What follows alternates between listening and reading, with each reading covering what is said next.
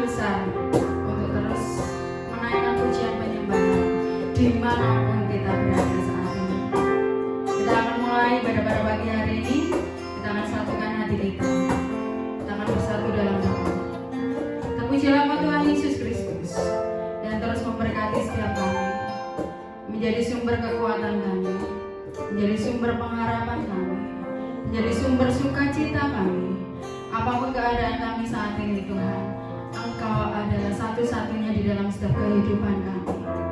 Engkau tetap Allah kami, selamanya Engkau Allah kami Tuhan. Terima kasih ya Bapa untuk segala berkat-Mu, untuk segala anugerah-Mu, untuk setiap kesempatan yang Tuhan berikan atas kami sampai pagi hari ini.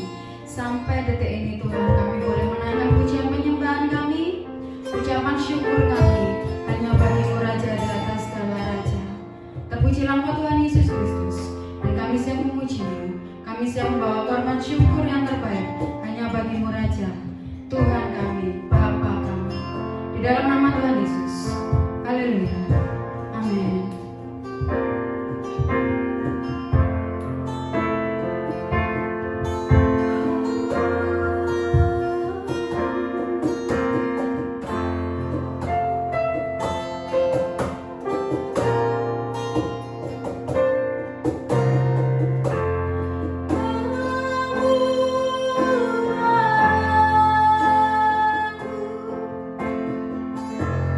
Lebih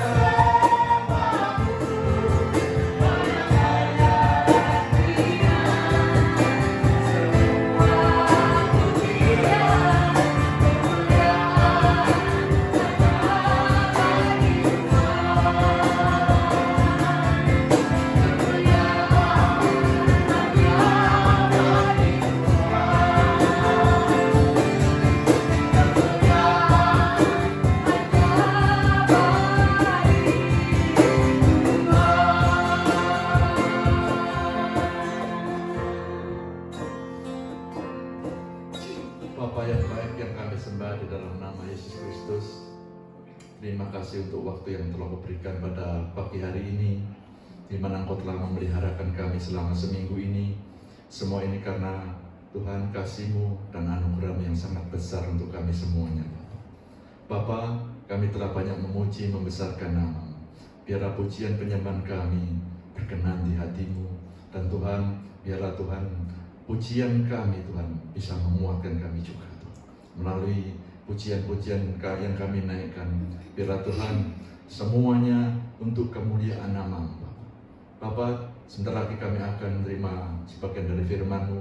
Biarlah Tuhan siapkan hati kami, pikiran kami, supaya melalui Roh Kudus-Mu Engkau mampukan kami, Engkau beri pengertian-pengertian Bapa. Biarlah setiap firman yang kami terima bisa merubah kami, dan Tuhan makin hari iman kami tidak lebih tapi makin hari makin kuat dan fokus kepada kuasa-Mu.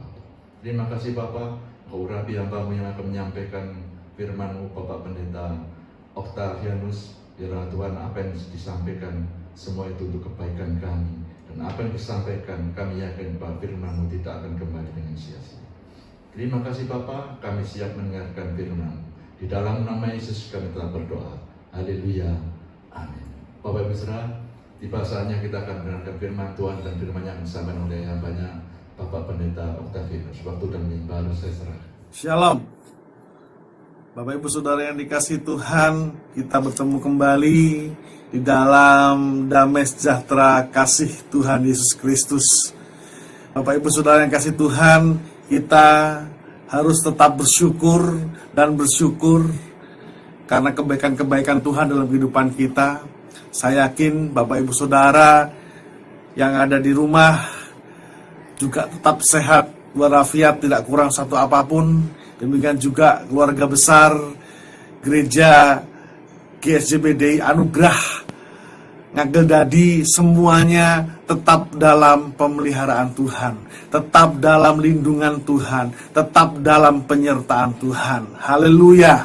Bapak Ibu Saudara yang dikasihi Tuhan, firman Tuhan hari ini terambil di dalam Ulangan pasal yang ke-32 ayat yang ke-9, 10, 11, dan 12.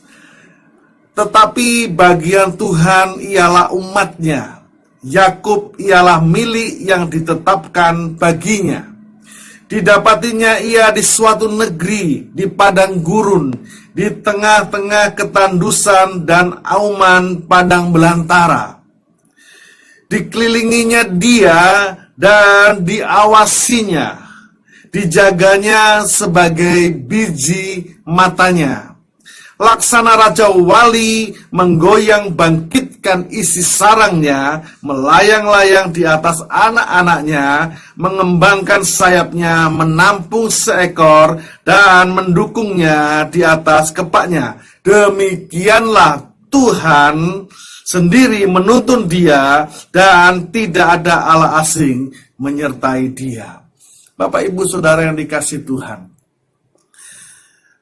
ayat ini menjelaskan bagaimana bangsa Israel adalah biji mata Tuhan. Sementara sekarang pada zaman gereja, ketika orang percaya kepada Yesus Tuhan sebagai Tuhan dan Juru Selamat, dan kemudian menerima korbannya di atas kayu salib, kemudian menjadi pengikut-pengikut Tuhan, dan kemudian hidup meneladani hidup Tuhan Yesus, maka dia menjadi biji mata Tuhan. Dia menjadi umat kesayangannya. Bapak Ibu Saudara yang dikasihi Tuhan, saya yakin kita semuanya di sini adalah biji mata Tuhan. Dan biji mata Tuhan itu menjadi sesuatu yang spesial. Kenapa? Karena orang terdekat kita sendiri saja tidak boleh mempermainkan biji mata kita. Betul? Karena biji mata itu spesial. Kalau dipermainkan, sakit Bapak Ibu Saudara. Karenanya biji mata itu menjadi lambang bagaimana Tuhan mengasihi umatnya. Kita dikasih, disayangi secara spesial. Nah, Bapak Ibu Saudara dikasih Tuhan. Tapi luar biasa, walaupun kita disayangi dengan cara yang sangat luar biasa, tetapi perhatikan baik-baik ayat firman Tuhan ini. dikelilinginya Dia. Tuhan mengelilingi kita.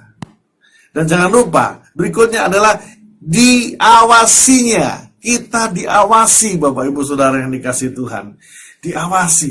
Jadi segala tindakan kita, apa yang kita lakukan, kita pikirkan, semuanya diawasi oleh Tuhan. Itu bukti Dia menyayangi kita sebagai biji matanya. Dan berikutnya adalah kita dijaganya. Jangan khawatir Bapak Ibu Saudara, kita dijaga oleh Tuhan. Dalam satu kesempatan Mazmur berkata, kalau bukan Tuhan yang menjaga, sia-sia pengawal berjaga sampai pagi. Jadi semuanya ketika Tuhan yang menjaga, maka kita akan mendapatkan perlindungan yang luar biasa. Kita akan mendapatkan perlindungan total Bapak Ibu Saudara. Jadi jangan pernah ragu, terus dekat dengan Tuhan, terus menjadi biji matanya, jangan pernah menyakiti hati Tuhan dengan melakukan tindakan-tindakan yang menyakiti hatinya, maka kita akan mendapatkan perlindungan yang luar biasa. Bapak Ibu Saudara yang kasih Tuhan, tapi yang menarik adalah di ayat berikutnya, yaitu laksana Raja Wali menggoyang bangkitkan isi sarangnya. Ada hal yang kontras di sini, yaitu tetap disayang, tetapi laksana Raja Wali menggoyang bangkitkan isi sarangnya. Bapak Ibu Saudara, kita tahu bahwa Raja Wali itu adalah binatang yang bagi saya levelnya tinggi. Kenapa? Bukan hanya dia tinggal di tempat yang tinggi, sarangnya di tempat yang tinggi, tapi memang kehidupannya sangat luar biasa. Ya, Raja Wali punya sarang yang sangat luas. Dalam beberapa literatur saya baca, itu sarangnya bisa seperti kamar kos, Bapak Ibu Saudara, besarnya. Karena Raja Wali itu besar. Ya. Dan ketika dia punya anak, maka untuk beberapa waktu lamanya, beberapa bulan lamanya, anak itu tidak kemana-mana. Dia tinggal dalam sarang, dia nyaman di dalam sarang. Dan hanya mengharapkan induknya datang memberi makan. Tetapi ada saatnya nanti, Raja Wali itu akan seperti kelihatan jahat di mata anak-anaknya. Jadi dia menggoyang bangkitkan isi sarangnya. Dia mencoba memporak-porandakan seluruh isi sarangnya. Dengan harapan anak Raja Wali tidak lagi nyaman tinggal di dalamnya. Saat itu anak Raja Wali pasti berpikir, wah hidup kami jahat ini. Tapi Bapak Ibu Saudara yang dikasih Tuhan, ketahuilah, induk Raja Wali punya tujuan yang khusus untuk anak-anaknya, yaitu supaya anak-anaknya tumbuh dewasa menjadi Raja Wali yang bisa terbang mencari makan sendiri. Tidak tetap menjadi anak-anak yang manja, yang hanya berharap dikasih makan saja, tetapi bisa terbang tinggi mengatasi badai. Bapak Ibu Saudara yang dikasihi Tuhan, dan ketika dia melatih anak-anaknya untuk terbang, itu sangat mengeri Bapak Ibu Saudara. Ya, menurut literatur yang saya baca, anak Raja Wali itu dipegang oleh induknya, dibawa terbang tinggi Bapak Ibu Saudara. Ya, dibawa terbang tinggi dan kemudian sampai di ketinggian tertentu dilepaskan anak Raja Wali itu. Bayangkan Bapak Ibu Saudara, seperti apa perasaan anak Raja Wali. Ketakutan, wah, campur aduk Bapak Ibu Saudara. Sementara dia yang sudah punya sayap tapi belum pernah dicoba untuk terbang. Ya, mungkin dia sudah berusaha dengan sebisanya, ya, tapi namanya juga baru pertama kali, ya, pasti meluncur jatuh Bapak Ibu Saudara. Dan lihat, ketika anak Raja Wali jatuh, dia berusaha, induknya, dia mencari induknya, bagaimana ini. Dan ketika dia hampir menyentuh dasar, induk Raja Wali langsung terbang menyambarnya. dan kemudian membawanya terbang ke tempat yang tinggi lagi, kemudian dilepaskannya lagi, dan terus demikian, dan melatih anak Raja Wali itu untuk belajar terbang. Sampai anak Raja Wali itu bisa terbang, Bapak Ibu Saudara, dan menjadi Raja Wali yang dewasa dan bisa mencari makan sendiri. Bahkan ketika ada badai, Raja Wali itu tidak seperti burung yang lain yang mencari perlindungan, tetapi dia justru bisa terbang melebihi badai, mengatasi badai. Luar biasa. Tapi prosesnya sempat diizinkan untuk mengalami yang namanya belajar dewasa. Ya, demikian juga Tuhan kita, Bapak Ibu Saudara.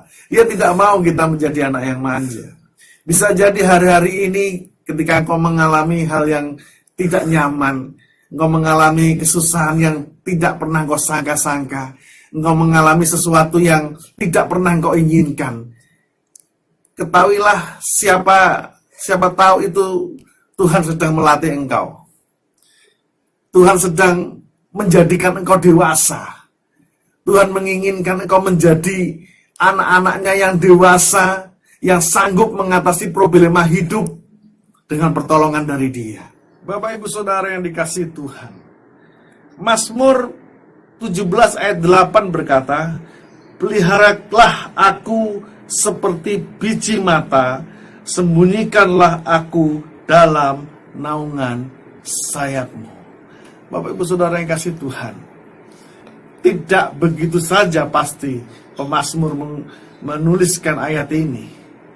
Ya, memelihara seperti biji mata, menyembunyikan di dalam naungan sayap. Ada hubungan antara biji mata dengan naungan sayap, Bapak Ibu Saudara. Jadi ketika Ulangan 32 tadi berkata bahwa Tuhan menjadikan kita biji matanya, diawasinya, dijaganya, dikelilinginya, tetapi juga kita dilatihnya menjadi dewasa. Menjadi biji mata Tuhan bukan berarti kita menjadi anak-anak yang manja, menjadi anak-anak yang suka kalah dalam pertarungan hidup, tetapi menjadi anak-anak yang gigih, ya, anak-anak yang bisa terbang mengatasi badai. Bapak Ibu Saudara yang kasih Tuhan, tumbuh menjadi orang-orang Kristen yang dewasa.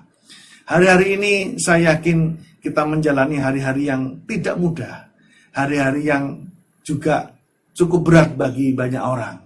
Tetapi saya percaya ketika Tuhan ada bersama kita, kita dilatihnya menjadi seperti anak-anak Raja Wali yang bisa terbang mengatasi badai, maka engkau pasti kuat menghadapi semuanya.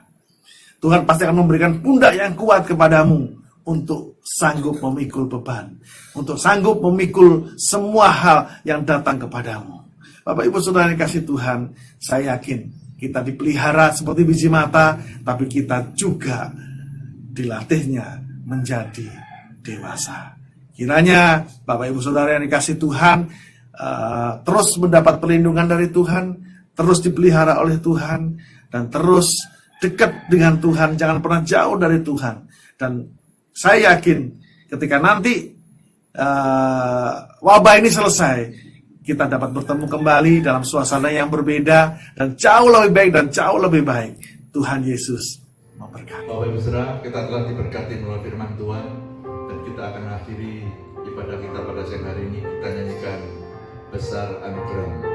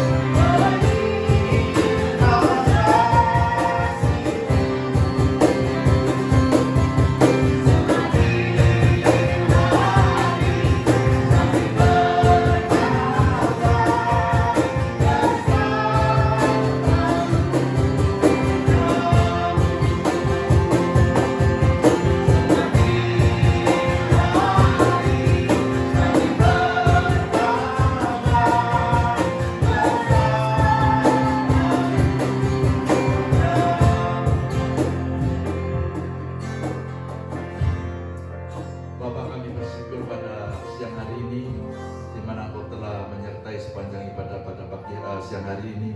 Tuhan, kami tahu kami tidak bisa berbuat apa-apa tanpa Engkau, Bapak. Biarlah firman yang telah kami dengar, Bapak, semua itu untuk Tuhan pedoman hidup kami, dan iman kami makin kuat, dan Tuhan melalui firman-Mu Engkau mampukan kami. Kami tidak mampu, tetapi Roh Kudus-Mu yang memampukan kami. Terima kasih Bapak, Engkau memberkati Pak Pendeta Octavianus yang telah memberkati kami melalui firman-Mu. Engkau berkati di dalam rumah tangga, di dalam pelayanan juga. Bapak Ibu Saudara, saya angkat kedua tangan Bapak Saudara sekalian. Berbahagialah Engkau yang telah mendengarkan firman Tuhan, menyimpan dan melakukannya. Diberkatilah orang yang mengandalkan Tuhan. Diberkatilah suamimu, diberkatilah istrimu, diberkatilah anak-anakmu. Diberkatilah setiap pria di tempat ini, diberkatilah setiap wanita di tempat ini. Diberkatilah pekerjaanmu, diberkatilah rumah tanggamu, diberkatilah perkawinanmu. Bapak Ibu Saudara, sekarang pulanglah dengan bawa berkat dari Allah Bapa, berkat damai sejahtera, sukacita, kesukaan di dalam persekutuan dengan anaknya tunggal di dalam Yesus Kristus, dan Roh Kudus senantiasa menyertai sampai kesudahannya. Dan siang ini kami pulang membawa berkat Abraham, Isa, dan Israel, dan kami yang di sini telah diberkati untuk menjadi berkat. Di dalam nama Yesus kami telah berdoa. Yang 7 katakan amin. Tuhan memberkati, sampai ketemu ibadah minggu depan. Tetap semangat.